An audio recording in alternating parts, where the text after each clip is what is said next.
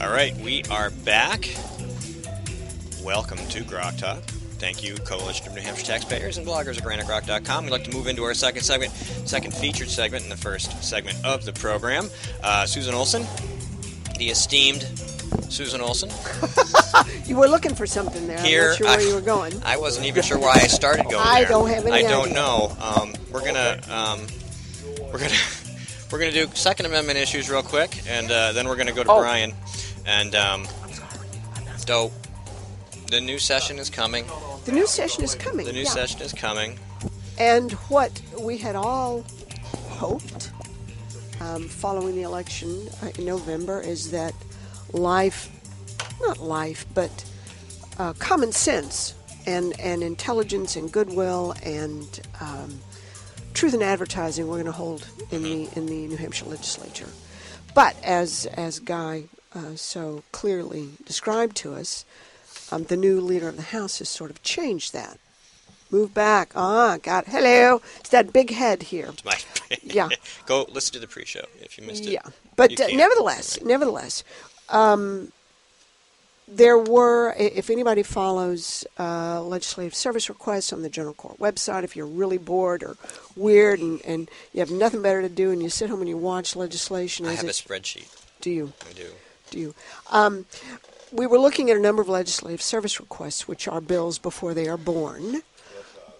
Preborn bills. Yes, they are preborn. They are not personhood bills. They are preborn bills, and all they give you is a bit of an allusion to what the content might be, and you call them a marker. Well, there were a couple of them that were in that we expected. One from Catherine Rogers, Democrat of Concord, alleged attorney, who has introduced a new universal background check bill.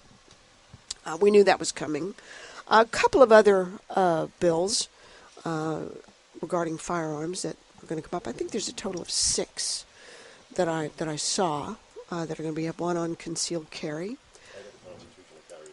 Yeah, constitutional carry. I was in a fight on concealed carry online with someone the other day. Difference between a permit and a license and all of that stuff. But constitutional carry. I believe there's going to be a bill in the House and in the Senate. I believe identically worded, which should be great. Yeah. And we've just come off of a months-long fight with the Department of Safety on the whole pistol revolver application license process. Which we did cover. Which we did cover. And the Earl of Sweeney has retired his crown and his mantle and is retiring for the Department of Safety. So we don't know who's taking his seat. Setting aside his robe and scepter. Indeed. So we're going to be looking at that because I believe in one of the constitutional carry bills, if not both, there is a reference to a pistol revolver application that set the standard by which most all of us were operating. That included a definition of suitable person as being one who was not a prohibited person by federal law, which is a bit circular. But in New Hampshire, when you start looking through statutes and trying to find definitions on which one can hang one's hat, they typically don't exist. So suitable person, there's not a definition of suitable person. There should be. There was on the back of that form for many years, but only by not being prohibited. It's much the same with what's the definition of a firearm. There is not. There in 159.1, a firearm is defined as a pistol or revolver with a barrel length less than 16 inches.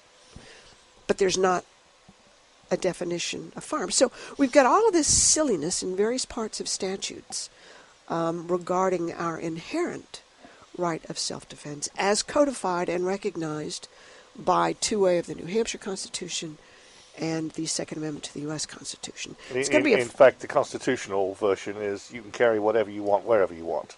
Pretty much. And one of the discussions on rules this Wednesday is the fact that legislators are going to be allowed, once again, to defend themselves. Who quoted Murderer's Row? I read that this morning. That was Miscellany Blue. The girls over at Miscellany Blue get their dresses all in a knot so many times. Skirts. Oh, that's such a derogatory term. Get their skirts in them. It's an inside joke, folks. Yes, they get their skirts in a knot. And so we have Murderer's Row there in the house where we've got Al Baldessaro. Which is, by the way, not just a microaggression, but a macroaggression. It is a macroaggression. I think it's hate speech, quite frankly. We might have to investigate that further. I think it's hate speech. Because not a single one of those people's ever even been charged with murder. I don't think they have. And now they've sullied their reputation by calling them murderers. No. Probably, so we'll have to get into that. Miscellany Blue. I thought for a moment you were saying that skirt was hate speech, and I was thinking I've got to find a good acronym for it. Skirt. For skirt? Well, skirt is hate speech. You can skirt. It could be a verb, though. We can go back to... It can be a verb, it can be a noun. We can go to Jennifer Horn's ascendancy to the NHGOP if we want to. We'll get to that. Yeah, well, let's stop skirting the issue. We're not going to skirt that issue now. We cannot hide behind that skirt. Roll call vote. That's skirting the responsibility. Indeed.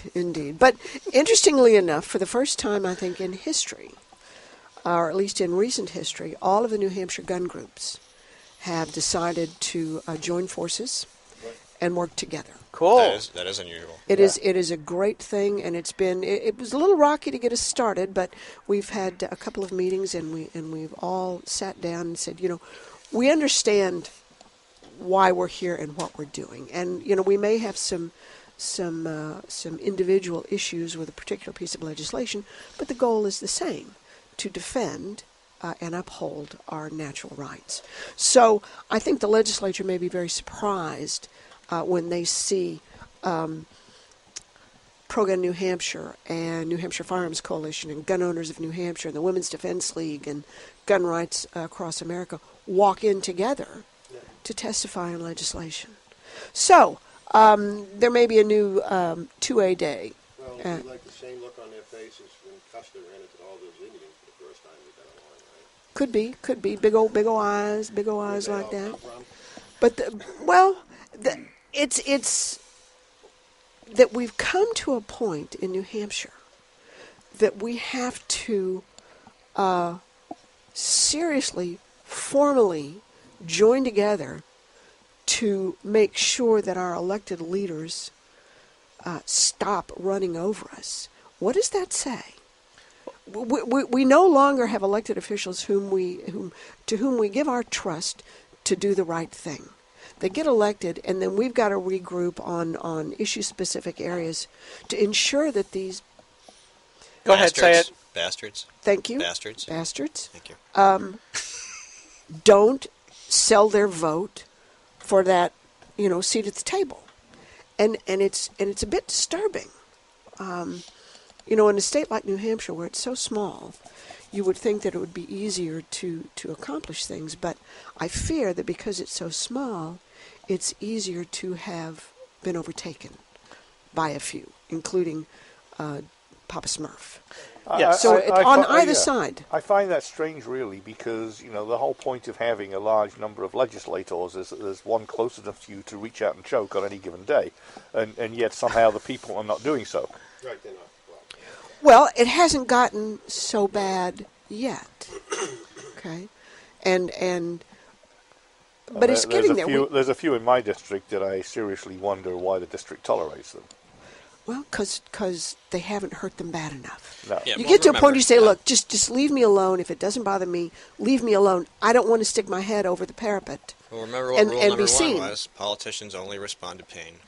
They do only respond to pain, which, by the way, there's going to be another one of our guerrilla training classes coming up, I hope, the end of January. We'll have to advertise that. We will be advertising that, and we hope that folks will show up and understand that no is a complete sentence. And I think you'll also, we're beginning to see a bit of more of a, not just with the gun groups, but they're collating together. All the liberty and freedom groups are really kind of talking to each other and saying, again, finally. And saying, look, we have a common enemy, and he's supposed to be helping us. So we need to do something about that. That's right. Each group has tried in turn to partner with what it presumed was a conservative Republican Party, and once again found out to its cost was not. Yeah, well, it's the way it's always been, where you've got all these groups. They may be aligned philosophically as to the same goals, But here in New Hampshire, we have all these curmudgeon-y conservatives that decide, I'm going to do it my way because your way stinks, even though the end goal is the same. As I've said before and written before, we saw that melding that you're talking about again happen before the 2010 election, yes, with the rise of the Tea Party groups, where they all said, let's put aside our differences, let's all work for a common good, because they saw the outrageousness that was happening, and they said, we are losing our liberties and we are losing our freedoms.